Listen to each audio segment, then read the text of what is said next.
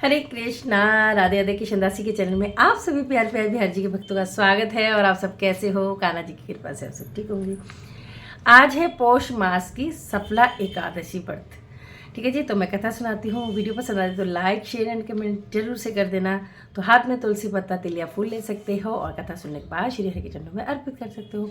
तो शुरू कर लेते हैं। श्रीमन नारायण नारायण नारायण, भजमन नारायण नारायण नारायण, लक्ष्मी नारायण नारायण नारायण, गोविंद नारायण नारायण नारायण।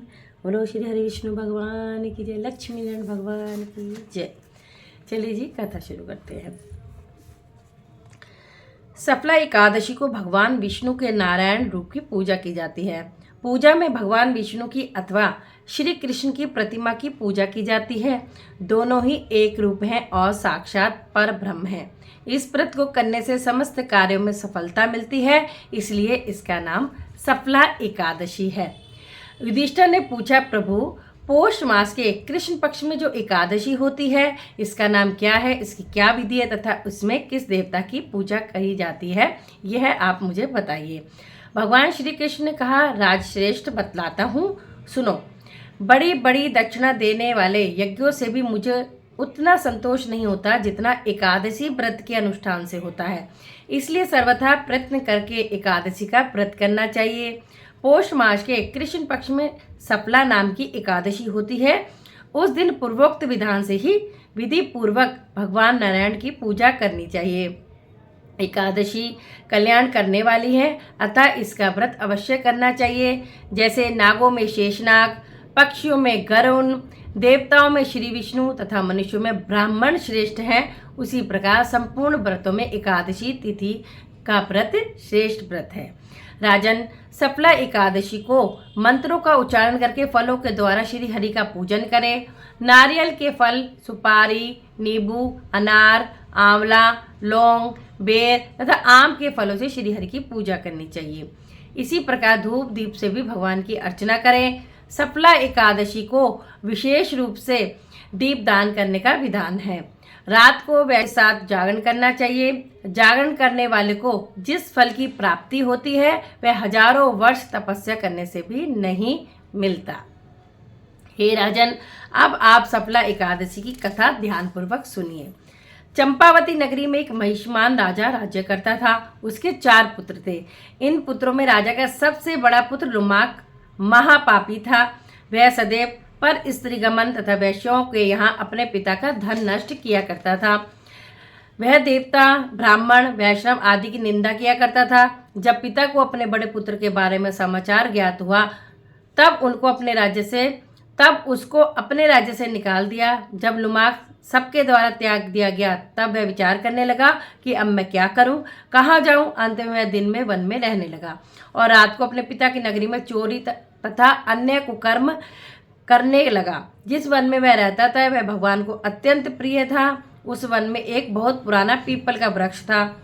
सब देवताओं का क्रीड़ा स्थल था। इसी वृक्ष के नीचे लुम्पक रहता था। कुछ दिनों के पश्चात पौष माह के कृष्ण पक्ष की दशमी के दिन वह वस्त्रहीन होने के कारण शीत से मूर्छित हो गया। उसके हाथ पैर अकड़ गए। सूर्य नारायण के उदय होने पर उसकी मूर्छा न गई। सफला एकादशी के मध्याह्न तक वह दुराचारी मूर्छित ही पड़ा रहा।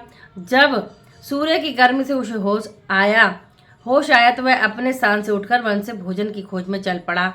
उस दिन वह जीव को मारने में असमर्थ था, इसलिए जमीन पर गिरे हुए फलों को लेकर पीपल के वृक्ष के नीचे आया। जब सूर्य भगवान अस्ताचल को प्रस्थान कर गए तब फलों को पीपल की जड़ के पास रखकर कहने लगा कि हे भगवान, इन फलों से आप ही तृप्त होवें। ऐसा कहकर वह रोने लगा और रात्रि को उसे नींद नहीं आई। इस महापापी के व्रत तथा रात्रि जागरण से भगवान अत्यंत प्रसन्न हुए। उसके समस्त पाप नष्ट हो गए। प्रातः ही एक दिव्य घोड़ा अनेकों सुंदर वस्तु सजा हुआ उसके सामने आकर खड़ा हो गया और आकाशवाणी की, हे राजपुत्र, भगवान नारायण के प्रभाव से तेरे समस्त पाप नष्ट हो गए हैं। अब तू अपने पिता के पास जाकर राज्य प्राप्त कर। लुमाक ने जब ऐसी आकाशवाणी सुनी तो वह अत्यंत प्रसन्न हुआ और बोला, हे भगवान, आपकी जय हो।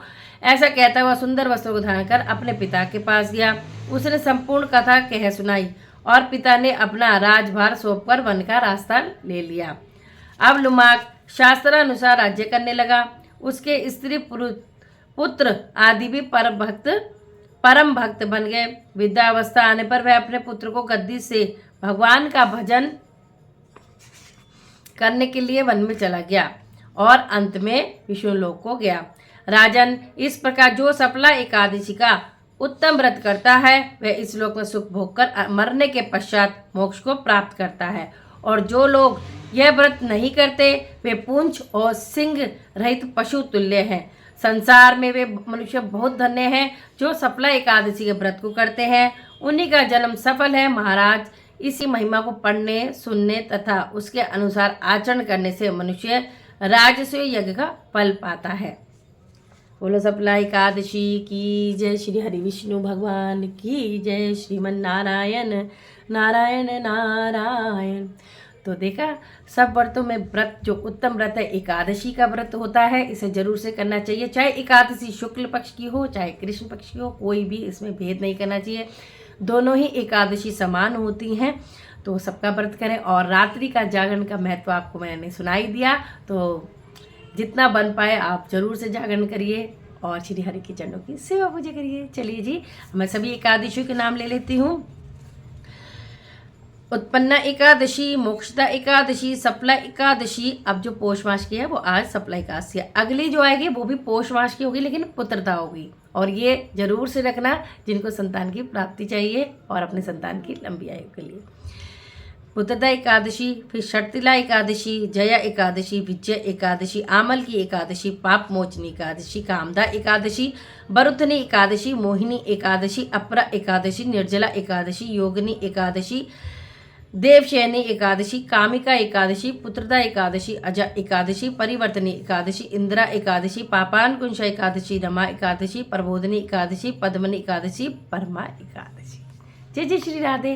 जरूर से बताना आपको कैसी लगी कथा, और जो महत्व मैंने सुनाया वो भी, मतलब कि दोनों एक ही है, लेकिन आपको अच्छा लगा हो तो जरूर से एक लाइक करना, और ज़्यादा अच्छी लगी शेयर भी करना। बहुत अच्छी लगे तो मुझे कमेंट में ज़रूर बताना। जय जय श्री राधे।